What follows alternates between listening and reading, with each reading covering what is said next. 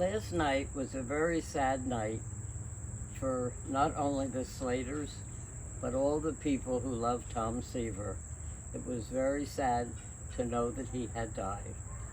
I knew he wasn't well because I had I read the book that Art Shamsky wrote, and I know they went out to visit him, and we were hoping they were going to be able to see him. This was just a few years ago, celebrating the '69 World Series.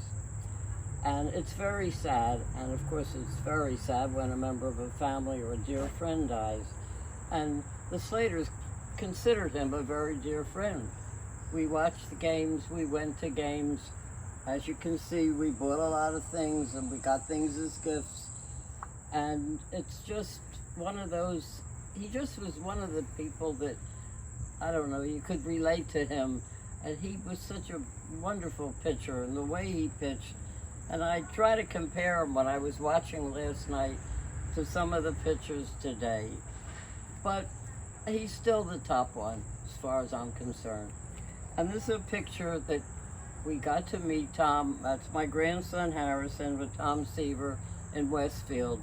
In 2006. In 2006.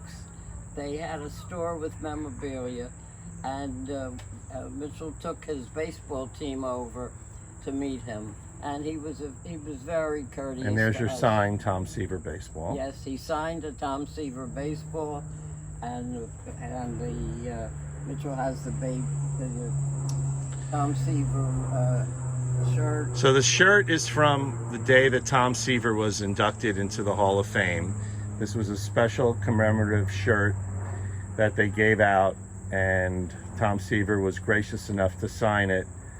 Ironically, and I'll tell this story very quickly, some have heard it, I was wearing this shirt at the famous incident now, and my friend, and certainly my family, but my friend Mark Friedman knows the story, when I was thrown out of Yankee Stadium allegedly for stealing a bottle of water, which was not true. But I was wearing this Tom Seaver shirt, and this was the first time the Mets and the Yankees started interleague play in 2000.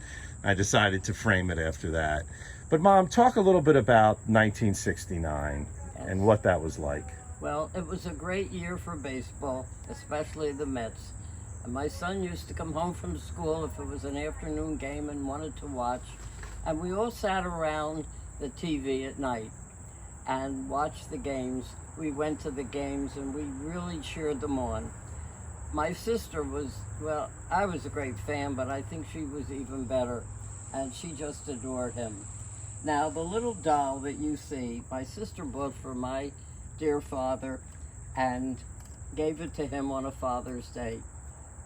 Oh, no, wait a minute, I'm wrong. It was my daughter.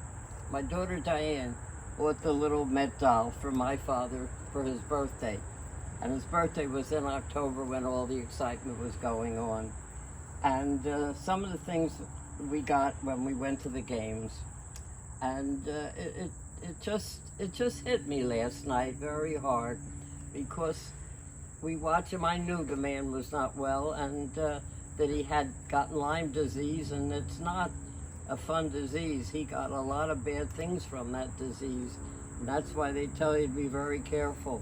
And of course then the virus maybe came from that, we don't know. And he had such a beautiful wife and two lovely daughters. You remember him at the games? The wife, Nancy at the games? Oh, we saw her at the games. And of course, whenever there was something special, the daughters were with him too. So, you know, there's not much more you can say except he had a good life. I hope the ending wasn't too bad for him. He was a hero. He was a hero in a time that America needed heroes in the late 1960s. And when things were not great in this country, and obviously they're not great right now, but at a time when America really needed an uplifting, two things happened in the summer of 1969. Obviously, we sent a man to the moon, but nothing, as far as us Met fans, would ever come close to watching the franchise and the Miracle 69 Mets and everything that they meant to our family, obviously to Matt Weiner, who did Mad Men. All you have to do is watch Mad Men and you'll see a lot of Mets references. But I have an old pennant too, a Met pennant. Right. Before we go, Mom, there's one story that isn't about Tom Seaver, but has to do with when Tom Seaver was inducted into the Hall of Fame. He said there are two people there that he wished could be there. One was his mother, who had passed away, but the other was the Met manager, Gil Hodges, who died suddenly before the 1972 season. You have a story about that. Why don't we end with that? Okay.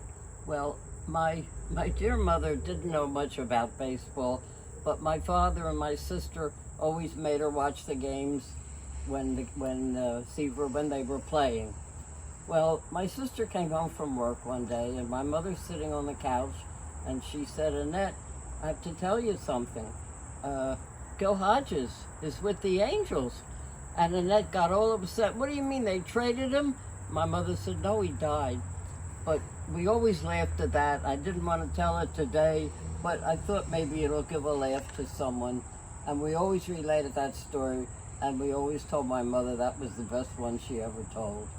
So I'm just going to end this, and I'm just going to say that let's remember Tom the way he was and the life that he led. And I hope he rests in peace, and his family will have some peace. And the Met players, the ones that never even were born when he was playing, will remember all the stories that are going to be told and have been told about Tom Seaver. So thank you, Mitch, for doing this. I'm sure a lot of our Met fans are going to be happy to see it, and sad a little bit too. So all I can say is, let's go Mets.